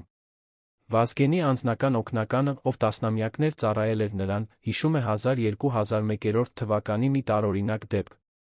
Նա ստացավ հեռախոսազանգ կնոջից, ով ներկայացավ որպես Վազգենի ընկերուհի։ Կինը խնդրեց հանդիպում, ասելով, որ ունի ինչ-որ բան, որը պատկանում է սպարապետին։ Երբ նրանք հանդիպեցին փոքրիկ սրճարանում Երանի կենտրոնում, կինը հանեց փոքրիկ տուփ բացեց այն։ Ներսում էր ոսկյա մատանի, պարզ, առանց ակամբերի, հենց այնպիսին, ինչպիսին սիրում էր Վազգենը։ Կինը ասաց, Վազգենը տվեց ինձ սա 1999 թվականի սեպտեմբերին։ Նա ասաց, որ եթե ինչ-որ բան պատահի իրեն, ես պետք է վերադարձնեմ այն։ Օգնականը զարմացավ։ Նա գիտեր Կրիստինեի մասին, բայց երբեք չէր լսել, որ Վազգենը տվել է նրան մատանի։ Երբ նա հարցրեց կնոջ անունը, նա պատասխանեց, դուք ինձ չեք ճանաչի։ Ապա նա վերցրեց իր պայուսակը հեռացավ, թողնելով մատանին սեղանի վրա։ Օգնականը երբեք այլս չտեսավ այդ կնոջը։ Բայց նա պահեց մատանին, հետո այն նվիրեց Վազգենի թանգարանին։ Ո՞վ էր այդ կինը։ Արդյոք նա իսկապես Կրիստինեն էր, թե ուրիշ մեկը, ով ճանաչում էր Վազգենի գաղտնիքները։ 1203 թվականին Երանի մի հիվանդանոցի բժիշկ ստացավ անսովոր հիվանդ։ Կինը բերվել էր ճանապարհային պատահարից հետո, երբ նա գիտակցություն վերադարձավ, առաջին բառերը, որ ասաց, եղան՝ Վազգենը սպասում է ինձ։ Բժիշկը մտածեց, որ կինը խառնաշփոթության մեջ է։ Բայց երբ նա ավելի լավացավ, նա շարունակեց հարցնել Վազգենի մասին։ Նա ասում էր, որ նրանք պետք է հանդիպեին, որ նա ուշանում է հանդիպումից։ Բժիշկը փորձեց բացատրել նրան, որ Վազգեն Սարգսյանը մահացել է տարիներ առաջ, բայց կինը չէր հավատում։ Նա ասում էր, ոչ, նա չի կարող մահանալ։ Նա խոստացել է ինձ։ Երբ բժիշկը հարցրեց նրա անունը, կինը լռեց երկար, ապա ասաց, ես եմ այն կինը, ով սպասում էր նրան։ Հիվանդանոցի գրանցամատյանում նրա անունը գրված էր որպես անհայտ, քանի որ նրա մոտ փաստաթղթեր չկային։ Մի շաբաթ անց, երբ բժիշկը եկավ աշխատանքի, նրան ասացին, որ կինը հեռացել է գիշերը, առանց բժշկական թույլտվության։ Նա թողել էր միայն փոքրիկ նոտ, շնորհակալություն ամեն ինչի համար։ Ես գնում եմ հանդիպելու նրա հետ։ Ո՞վ էր այդ կինը։ Արդյոք նա իսկապես Կրիստինեն էր, թե մեկ ուրիշը։ Ով կորցրել էր իր հիշողությունը։ 1205 թվականին Մոսկվայի մի հայկական եկեղեցում տեղի ունեցավ անսովոր դեպք։ Կիրակի ծառայության ժամանակ մի կին մոտեցավ քահանային, խնդրեց մոմ վառել Վազգենի հոգու համար։ Երբ քահանան հարցրեց, թե ով է Վազգենը, կինը ասաց, նա իմ ամուսինն էր։ Քահանան զարմացավ, քանի որ կինը չէր կրում ամուսնական մատանի, նրա անունը եկեղեցու գրանցամատյանում գրված էր որպես ամուսին չեղած։ Երբ նա հարցրեց ավելի մանրամասն, կինը ասաց. «Մենք ամուսնացանք սրտով, ոչ թե թղթով»։ Նա պատմեց, որ նրա ամուսինը մահացել է Հայաստանում, նա եկել է Ռուսաստան, սկսելու նոր կյանք։ Բայց նա ասաց, որ երբեք չի կարող մոռանալ նրան, ամեն կիրակի գալիս է եկեղեցի, մոմ վառելու նրա համար։ Քահանան հարցրեց նրա անունը, կինը պատասխանեց. «Կրիստինե»։ Երբ քահանան հարցրեց նրա ազգանունը, նա ասաց. «Սարգսյան»։ Նա ասաց, որ վերցրել է իր ամուսնու ազգանունը։ Թեկուզ նրանք պաշտոնապես երբեք չամուսնացան։ Արդյոք այս կինը իսկապես Կրիստինե Մանուկյանն էր, ով փոխել էր իր ազգանունը Սարգսյանի։ Արդյոք նա իսկապես ապրում էր Մոսկվայում, համարում էր իրեն Վազգենի ամուսնուն։ 1208 թվականին Երանի ոստիկանությունը ստացավ տարօրինակ հաղորդում։ Երաբլուրի Պանթեոնի մոտ գտել էին կնոջ, ով նստած էր Վազգեն Սարգսյանի գերեզմանի մոտ, խոսում էր ինքն իր հետ։ Երբ ոստիկանները մոտեցան նրան, նա ասաց. «Ես սպասում եմ իմ ամուսնուն»։ Նա ասաց, որ կգա։ Ոստիկանները փորձեցին բացատրել նրան, որ գերեզմանում ոչ ոք չի կարող գալ, բայց կինը չէր հասկանում։ Նա ասում էր. «Վազգենը երբեք չի ստում։ Եթե նա ասել է, որ կգա, նա կգա»։ Երբ նրանք փորձեցին տանել նրան, նա սկսեց լալ, ասաց. «Ես չեմ կարող գնալ։ Եթե ես գնամ, նա չի գտնի ինձ»։ Ոստիկանները զանգահարեցին հոգեբույժին, ով եկավ խոսեց կնոջ հետ։ Նա ասաց, որ կինը տառապում է խոր դեպրեսիայից, կորցրել է իրականության զգացումը։ Նրան տարան հոգեբուժական հիվանդանոց, բայց մի շաբաթ անց նա փախավ այնտեղից։ Նրա անունը գրված էր որպես Կրիստինե, բայց ազգանունը նա չասաց։ Արդյոք այս կինը իսկապես Կրիստինե Մանուկյանն էր, ով կորցրել էր իր հոգեկան հավասարակշռությունը Վազգենի մահից հետո։ 1209 թվականին, 10 տարի Վազգենի մահից հետո, Հայաստանի ազգային գրադարանում հայտնվեց անանուն նվիրատվություն։ Մեկը թողել էր մեծ տուփ, որի մեջ էին հարյուրավոր լուսանկարներ, նամակներ, անձնական իրեր։ Տուփի վրա գրված էր. «Վազգեն Սարգսյանի հիշատակին»։ Երբ գրադարանի աշխատակիցները բացեցին տուփը, նրանք գտան լուսանկարներ, որոնք երբեք չէին տեսել, Վազգենը անծանոթ կին տարբեր վայրերում, տարբեր ժամանակներում։ Կային նամակներ, որոնք գրված էին կնոջ ձեռագրով, ուղղված էին Վազգենին։ Մի նամակում գրված էր. «Վազգեն, ես գիտեմ, որ դու չես կարող պատասխանել ինձ։ Բայց ես շարունակում եմ գրել քեզ։ Ես շարունակում եմ հույս ունենալ, որ ինչ-որ կերպ դու կկարդաս այս տողերը»։ Ուրիշ նամակում գրված էր. «Ես տեղափոխվել եմ այլ երկիր, բայց ամեն օր մտածում եմ քո մասին։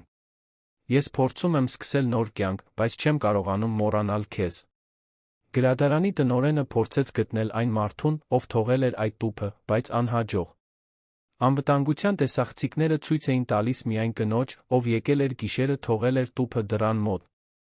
Ո՞վ էր այդ կինը, ինչու նա որոշեց տալ այդ անձնական իրերը գրադարանին։ 1201 թվականին Վիեննայի մի հայկական համայնքի ղեկավարը ստացավ նամակ Հայաստանից։ Նամակը գրված էր կնոջ կողմից, ով ներկայացավ որպես Վազգեն Սարգսյանի ընկերուհի։ Նա գրում էր, որ ապրում է Ավստրիայում, ուզում է կազմակերպել հիշատակի միջոցառում Վազգենի համար։ Նա ասում էր, որ ունի շատ անձնական նյութեր Վազգենի մասին, ուզում է կիսել դրանք հայ համայնքի հետ։ Համայնքի ղեկավարը համաձայնեց հանդիպել նրա հետ։ Երբ նրանք հանդիպեցին, կինը բերեց մեծ պայուսակ, որի մեջ էին լուսանկարներ, նամակներ, նույնիսկ Վազգենի անձնական իրերից մի քանիսը։ Նա պատմեց, որ ճանաչել է Վազգենին նրա կյանքի վերջին ամիսներին, որ նրանք շատ մոտ ընկերներ էին։ Բայց երբ համայնքի ղեկավարը հարցրեց նրա անունը, նա ասաց. «Կարոր չէ։ Կարորը Վազգենի հիշատակն է»։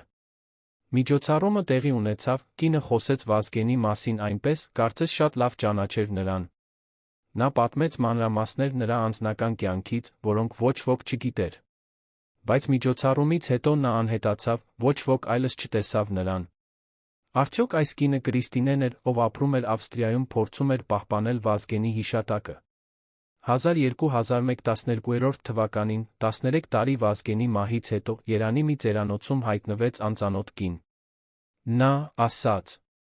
որ ուզում է ապրել այնտեղ, պատրաստ է վճարել ամբողջ գումարը առաջվա կողմից։ Երբ ծերանոցի տնօրենը հարցրեց նրա անունը, նա ասաց. «Կրիստինե»։ Երբ հարցրեց ազգանունը, նա ասաց. «Այն Կարոր չէ»։ Կինը բերեց իր հետ միայն մի փոքրիկ ճամպրուկ, մի տուփ լուսանկարներ։ Նա ընտրեց ամենափոքր սենյակը, ասաց, որ չի ուզում խանգարել ուրիշներին։ Ծերանոցի բնակիչները նկատեցին, որ նա ամեն օր նայում է լուսանկարներին, խոսում է ինքն իր հետ։ Երբ նրանք հարցրին, թե ում լուսանկարներն են դրանք, նա ասաց, իմ ամուսնունը։ Բայց նա չէր կրում ամուսնական մատանի, նրա փաստաթղթերում գրված էր, որ նա ամուսին չեղած է։ Մի օր նա ցույց տվեց լուսանկարներից մեկը ծերանոցի բուժքրոջը։ Լուսանկարում երկու մարդ էին, կինը տղամարդ, ովքեր նստած էին սանի ափին։ Բուժքույրը ճանաչեց տղամարդուն, դա Վազգեն Սարգսյանն էր։ Երբ նա հարցրեց, թե ինչպես է Կրիստինեն ճանաչել Վազգենին, նա ասաց, մենք պետք է ամուսնանայինք։ Ապա նա վերցրեց լուսանկարը, այլևս երբեք չխոսեց այդ մասին։ Արդյոք այս կինը իսկապես Կրիստինե Մանուկյանն էր, ով վերջապես որոշել էր ապրել բաց հանգիստ կյանք։ Ծերանոցում Կրիստինեն ապրեց 5 տարի։ Նա հանգիստ կին էր, ով երբեք չէր բարձրացնում ձայնը, երբեք չէր բողոքում։ Նա ամեն առավոտ արթնանում էր, վաղ նստում էր պատուհանի մոտ, նայելով դեպի Արարատ լեռը։ Նա ասում էր, որ Վազգենը սիրում էր այդ լեռը, հաճախ խոսում էր դրա մասին։ Ծերանոցի աշխատակիցները նկատեցին, որ նա ամեն ամսվա 2-ին հեռանում է, առավոտյան վերադառնում երեկոյան։ Երբ հարցրին, թե որտեղ է գնում, նա ասում էր, այցելում եմ ընկերոջս։ Մի օր ծերանոցի տնօրենը որոշեց հետել նրան։ Նա տեսավ, որ Կրիստինեն գնում է Երաբլուր, ամբողջ օրը անցկացնում է Վազգենի գերեզմանի մոտ։ Նա խոսում է նրա հետ, կարծես նա կենդանի է, պատմում է իր օրվա մասին, իր մտքերի մասին։ Երեկոյան նա թողնում է սպիտակ վարդեր, վերադառնում ծերանոց։ Տնօրենը հասկացավ, որ Կրիստինեն այդ կինն է, ում մասին լսել էր պատմություններ, կինը, ով սիրել է Վազգենին, դեռ սիրում է նրան։ Նա որոշեց չխանգարել նրան, թույլ տալ ապրել իր հիշողությունների հետ։ 1217 թվականին Կրիստինեն հիվանդացավ։ Նա ունեցավ սրտի խնդիրներ, բժիշկները ասացին, որ նրա վիճակը լուրջ է։ Երբ նրան տարան հիվանդանոց, նա խնդրեց, որ բերեն նրա լուսանկարները։ Նա ամեն օր նայում էր դրանց, ժպտում էր։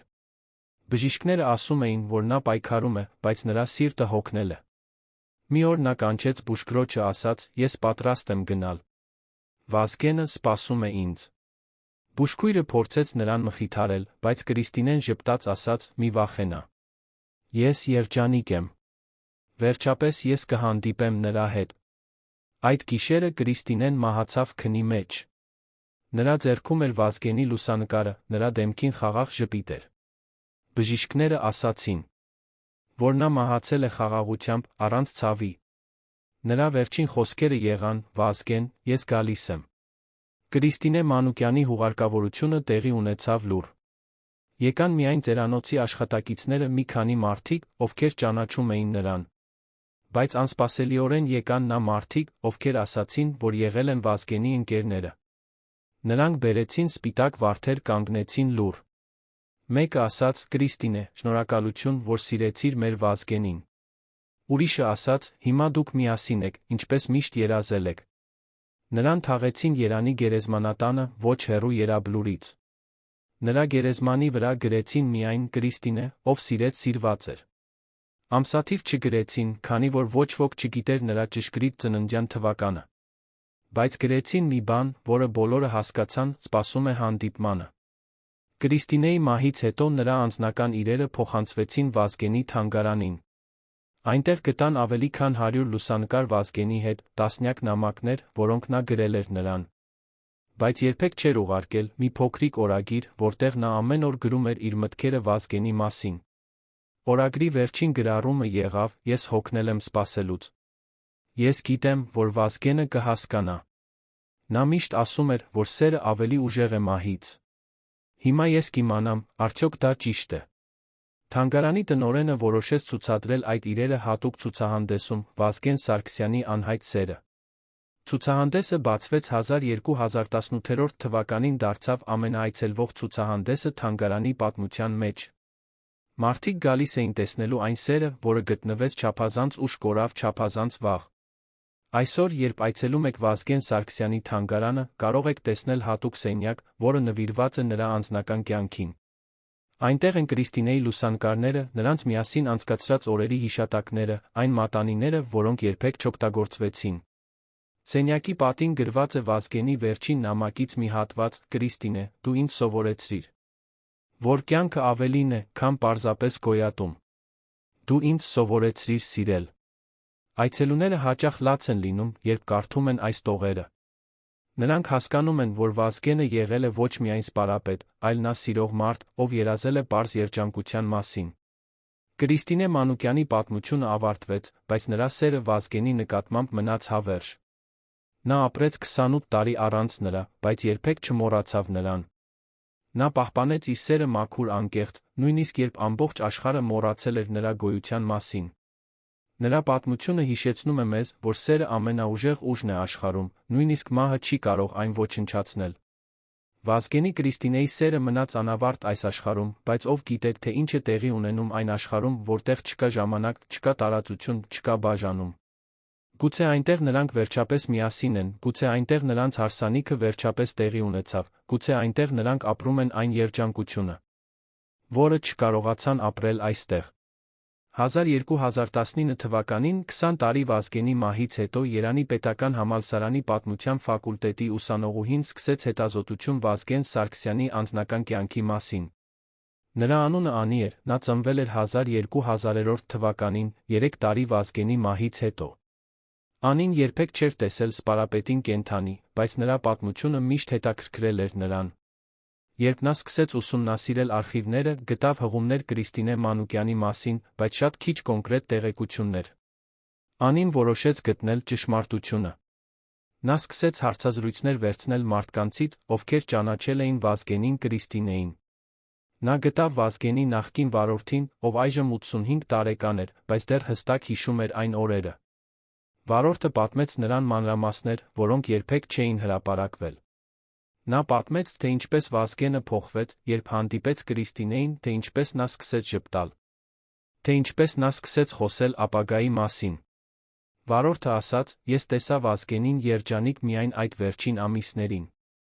Նախկինում նա միշտ լարված էր, միշտ մտածում էր պատերազմի քաղաքականության մասին։ Բայց Կրիստինեն փոխեց նրան։ Նա սովորեցրեց նրան ապրել»։ Արդյոք այս վկայությունները բավարար են հասկանալու համար, թե ինչ կորցրեց Հայաստանը հոկտեմբերի 27-ին։ Անին գտավ նա Կրիստինեի նախկին գործընկերուհուն, ով աշխատել էր նրա հետ հիվանդանոցում։ Կինը, ով այժմ 70 տարեկան էր, հիշում էր Կրիստինեին որպես խիստ պրոֆեսիոնալ բժիշկ, ով երբեք չէր խառնում անձնական կյանքը աշխատանքի հետ։ Բայց նա հիշում էր, որ 1999 թվականի ամռանը Կրիստինեն փոխվեց։ Նա դարձավ ավելի փափուկ, ավելի ժպտուն։ Գործընկերուհին ասաց. «Մենք հարցնում էինք նրան, թե ինչ է պատահել, բայց նա միայն ժպտում էր ասում. ես երջանիկ եմ»։ Մենք երբեք չիմացանք, թե ով էր այդ մարդը։ Ով դարձրեց նրան այդքան երջանիկ։ Միայն հոկտեմբերի 27-ից հետո, երբ Կրիստինեն չեկավ աշխատանքի, մենք լսեցինք, որ նա հեռացել է, մենք հասկացանք, որ նա կապված էր Վազգենի հետ։ Գործընկերուհին ասաց, որ Կրիստինեն թողել էր իր բժշկական գրքերը գործիքները հիվանդանոցում, կարծես նա երբեք չէր պատրաստվում վերադառնալ։ Ինչու Կրիստինեն այդքան արագ հեռացավ։ Արդյոք նա վախենում էր ինչ-որ բանից, թե պարզապես չէր կարող տանել ցավը։ Անին գտավ նա այն ռեստորանի սեփականատիրոջը, որտեղ պետք է լիներ Վազգենի հարսանիքը։ Սեփականատերը, ով այժմ 65 տարեկան էր, հիշում էր այդ պատվերը շատ լավ։ Նա ասաց. «Վազգենի օգնականը եկավ սեպտեմբերին, ասաց, որ ուզում է ամրագրել ռեստորանը դեկտեմբերի 2-ի համար։ Նա ասաց, որ սա կլինի վարչապետի հարսանիքը, բայց նա ուզում է, որ ամեն ինչ լինի պարզ անկեղծ։ Ոչ մի շքեղություն, ոչ մի ցուցադրություն։ Միայն լավ ուտելիք, լավ երաժշտություն, մոտ մարդիկ»։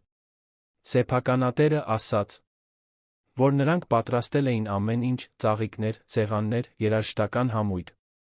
Բայց հոկտեմբերի 27-ից հետո Վազգենի օգնականը զանգահարեց, ասաց, որ հարսանիքը չեղարկվում է։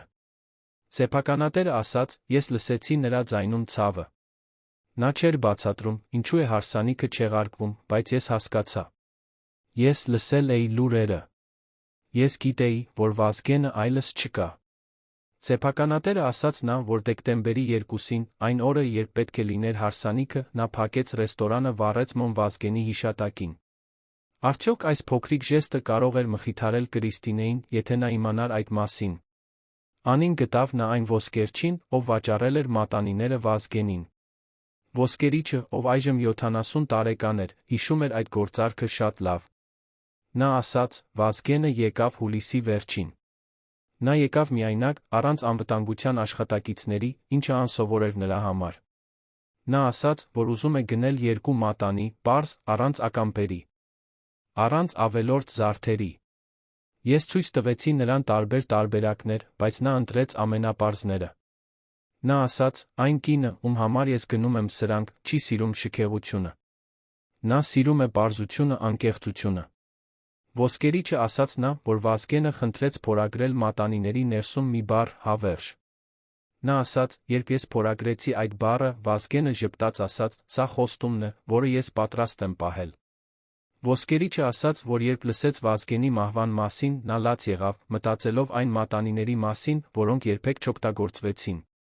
Արդյոք այդ հավերժ բառը դարձավ իրականություն այլ կերպ, ոչ թե ամուսնության, այլ հիշողության մեջ։ Անին գտավ նա այն քահանային, ով պետք է օրհներ Վազգենի Կրիստինեի ամուսնությունը։ Քահանան, ով այժմ 80 տարեկան էր, հիշում էր, որ Վազգենի օգնականը եկավ նրա մոտ սեպտեմբերին ասաց, որ վարչապետը ուզում է ամուսնանալ դեկտեմբերի 2-ին։ Քահանան ասաց. ես զարմացա։ Քանի որ Վազգենը երբեք չէր խոսել ամուսնության մասին։ Բայց օգնականը ասաց, որ սպարապետը գտել է իր սերը ուզում է պաշտոնապես ամուսնանալ։ Քահանան ասաց, որ նա պատրաստվում էր այդ արարողության համար, բայց հոկտեմբերի 27-ից հետո ամեն ինչ փոխվեց։ Նա ասաց. ես երբեք չտեսա Կրիստինեին, բայց ես աղոթում էի նրա համար։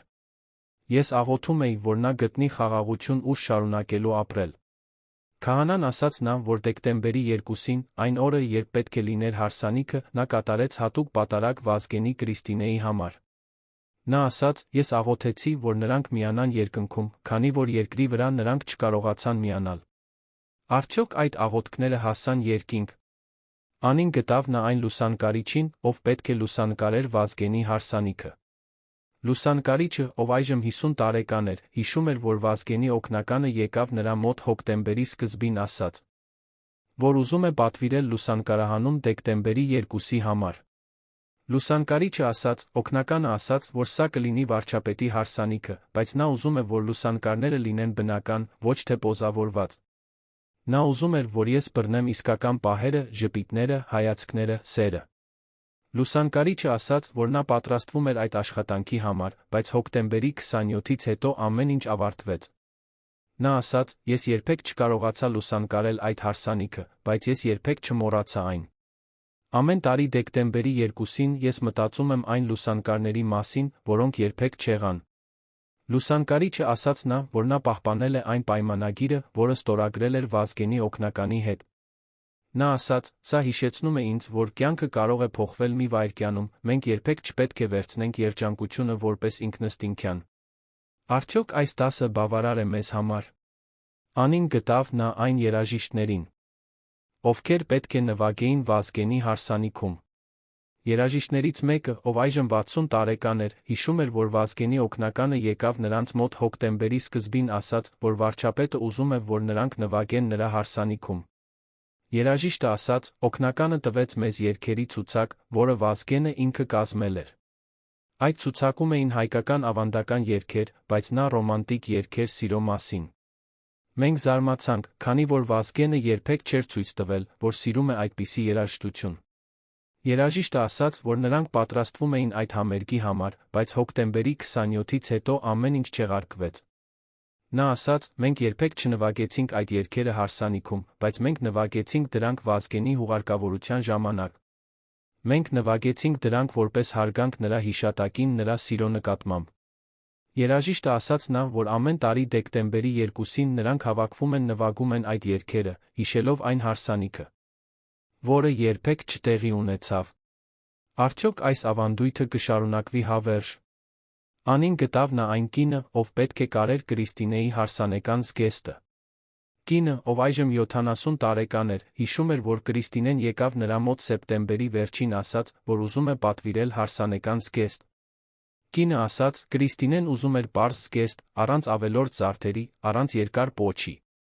Նա ասաց. ես ուզում եմ զգեստ, որը կարող եմ կրել նա հարսանիքից հետո։ Ես չեմ ուզում մի անգամ օգտագործվող զգեստ։ Կինը ասաց, որ նա սկսեց կարել զգեստը, բայց հոկտեմբերի 27-ից հետո Կրիստինեն այլս չեկավ։ Նա ասաց, ես փորձեցի գտնել նրան, բայց չկարողացա։ Զգեստը մնաց անավարտ։ Ես պահեցի այն տարիներ շարունակ, հույս ունենալով, որ Կրիստինեն կվերադառնա կավարտենք այն։ Բայց նա երբեք չվերադարձավ։ Կինը ասաց նա, որ 1218 թվականին, երբ լսեց Կրիստինեի մահվան մասին, նա վերցրեց այդ անավարտ զգեստը ավարտեց այն։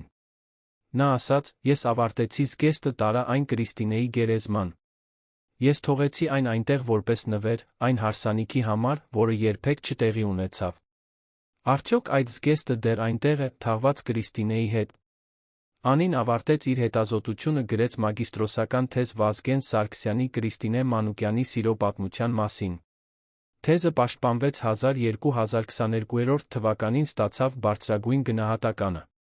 Բայց ավելի կարևորը, թեզը հրապարակվեց դարձավ գիրք, որը կարդացին հազարավոր մարդիկ Հայաստանում Սփյուռքում։ Գիրքը կոչվում էր «Չկայացած հարսանիք. Վազգեն Սարգսյանի Կրիստինե Մանուկյանի սիրո պատմությունը»։ Գիրքը պատմում էր ոչ միայն նրանց սիրո մասին, այլ նա այն մասին, թե ինչպես պատերազմը քաղաքականությունը ոչնչացնում են անձնական երջանկությունը։ Գիրքը դարձավ բեսթսելեր, թարգմանվեց մի քանի լեզուների։ Մարդիկ գրում էին Անին պատմում իրենց սեփական պատմությունները կորցրած սիրո մասին։ Արդյոք այս գիրքը կարող է փոխել ինչ-որ բան մեր աշխարհում։ 1223 թվականին 24 տարի Վազգենի մահից հետո Հայաստանի կառավարությունը որոշեց ստեղծել հատուկ հուշարձան Վազգեն Սարգսյանի Կրիստինե Մանուկյանի սիրո պատիվին։ Հուշարձանը տեղադրվեց Սանի ափին, հենց այն տեղում, որտեղ Վազգենը առաջարկել էր Կրիստինեին ամուսնանալ։ Հուշարձանը պատկերում է երկու մարդկանց, տղամարդ կին, ովքեր նստած են ժայռի վրա նայում են լիճը։ Նրանք չեն դիպչում իրար, բայց նրանց ձեռքերը շատ մոտ են, կարծես մի վայրկյան անց նրանք կբռնեն իրար ձեռքերը։ Հուշարձանի տակ գրված է «Սերը, որը գտնվեց չափազանց ուշ կորավ չափազանց վաղ»։ Հուշարձանի բացման արարողությանը եկան հարյուրավոր մարդիկ։ Եկան Վազգենի նախկին ընկերները, Կրիստինեի նախկին գործընկերները, պարզ մարդիկ, ովքեր ցանկանում էին հարգել այդ սիրո հիշատակը։ Արարողության ժամանակ մեկը ասաց, այս հուշարձանը ոչ միայն Վազգենի Կրիստինեի համար է։ Այն բոլոր նրանց համար է, ովքեր կորցրել են իրենց սերը պատերազմի, քաղաքականության կամ ճակատագրի պատճառով։ Արդյոք այս հուշարձանը կարող է բուժել այն վերքերը, որոնք դեռ չեն բուժվել։ Այսօր, 25 տարի Վազգենի մահից հետո, նրա Կրիստինեի պատմությունը դարձել է լեգենդ։ Մարդիկ պատմում են այն իրենց երեխաներին, իրենց թոռներին։ Նրանք պատմում են այն որպես պատմություն սիրո մասին, որը հաղթեց մահվան վրա։ Նրանք պատմում են այն որպես պատմություն երկու մարդկանց մասին, ովքեր գտան իրար չափազանց ուշ, բայց նրանց սերը եղավ այնքան ուժեղ, որ այն մնաց հավերժ։ Ամեն տարի դեկտեմբերի 2-ին, այն օրը, երբ պետք է լիներ նրանց հարսանիքը, հարյուրավոր մարդիկ գալիս են Սանի ափ թողնում սպիտակ վարդեր հուշարձանի մոտ։ Նրանք կանգնում են լուռ, մտածելով այն սիրո մասին, որը երբեք չկարողացավ լիարժեք ապրել։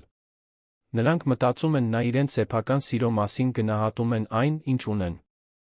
Արդյոք այս ավանդույթը կշարունակվի սերունդներ շարունակ։ Վազգեն Սարգսյանի Կրիստինե Մանուկյանի պատմությունը ավարտվեց ողբերգորեն, բայց այն թողեց անջնջելի հետք Հայաստանի պատմության մեջ։ Այն ցույց տվեց, որ նույնիսկ ամենահզոր մարդիկ խոցելի են, նույնիսկ ամենաուժեղ ղեկավարները ունեն մարդկային սիրտ։ Այն ցույց տվեց, որ սերը ամենակարևոր բանն է կյանքում, առանց սիրո նույնիսկ ամենամեծ հաջողությունները դատարկ են։ Վազգենը հաղթեց պատերազմում, կառուցեց երկիր, դարձավ ազգային հերոս։ Բայց նրա ամենամեծ երջանկությունը եղավ այն կարճ ամիսները, երբ նա սիրեց սիրված էր։ Կրիստինեն ապրեց երկար կյանք։ Բայց նրա սիրտը մնաց միշտ Վազգենի հետ։ Նա երբեք չամուսնացավ, երբեք չունեցավ երեխաներ, երբեք չսկսեց նոր կյանք։ Նա ապրեց միայն հիշողություններով, հույսով, որ մի օր նրանք կհանդիպեն նորից։ Արդյոք այդ հույսը իրականացավ։ Արդյոք նրանք հիմա միասին են ինչ-որ տեղ, որտեղ չկա պատերազմ, չկա քաղաքականություն, չկա բաժանում։ Երբ այցելում եք Երաբլուր զինվորական Պանթեոն, Վազգեն Սարգսյանի գերեզմանի վրա դեռ հայտնվում են սպիտակ վարդեր յուրաքանչյուր ամսվա 2-ին։ Ոչ ոք այլս չգիտի, թե ով է բերում դրանք, քանի որ Կրիստինեն այլս չկա։ Բայց վարդերը շարունակում են հայտնվել, կարծես անտեսանելի ձեռքեր են բերում դրանք։ Պանթեոնի աշխատակիցները ասում են, որ սա հրաշք է, բայց ուրիշները ասում են, որ սա սերն է, սերը, որը չի մարում երբեք, սերը, որը շարունակում է ապրել նույնիսկ մահից հետո։ Գուցե Կրիստինեն, նախքան մահանալը, պայմանավորվել է ինչ-որ մեկի հետ, որ շարունակի բերել վարդերը։ Գուցե նրա հոգին է բերում դրանք։ Կամ գուցե սա պարզապես մարդկանց ճանաչողության հարգանքի արտահայտությունն է այն սիրո նկատմամբ, որը երբեք չմոռացվեց։ Ով էլ որ լինի, վարդերը շարունակում են հայտնվել, դրանք հիշեցնում են մեզ, որ սերը հավերժ է։ Վազգեն Սարգսյանի չկայացած հարսանիքը մնաց պատմության մեջ որպես խորհրդանիշ կորցրած հնարավորությունների, չկատարված երազանքների, չապրված երջանկության։ Բայց այն մնաց նա որպես խորհրդանիշ սիրո, որը հաղթում է ամեն ինչի վրա, նույնիսկ մահվան վրա։ Վազգենի Կրիստինեի սերը չկարողացավ լիարժեք ապրել այս աշխարհում, բայց այն ապրում է մեր հիշողություններում, մեր սրտերում, մեր պատմություններում։ Եվ քանի դեռ մենք հիշում ենք նրանց, քանի դեռ մենք պատմում ենք նրանց պատմությունը, քանի դեռ մենք բերում ենք սպիտակ վարդեր նրանց հիշատակին, նրանց սերը կշարունակի ապրել հավերժ։ Սա պատմություն է, որը երբեք չի ավարտվի։ Քանի որ իսկական սերը երբեք չի ավարտվում։ Այն շարունակվում է սերունդից սերունդ, սրտից սիրտ, հիշողությունից հիշողություն։ Եվ այդպես Վազգենի Կրիստինեի սերը կմնա հավերժ, որպես հույսի լույս մութ ժամանակներում, որպես հիշեցում, որ սերը ամենաուժեղ ուժն է աշխարհում։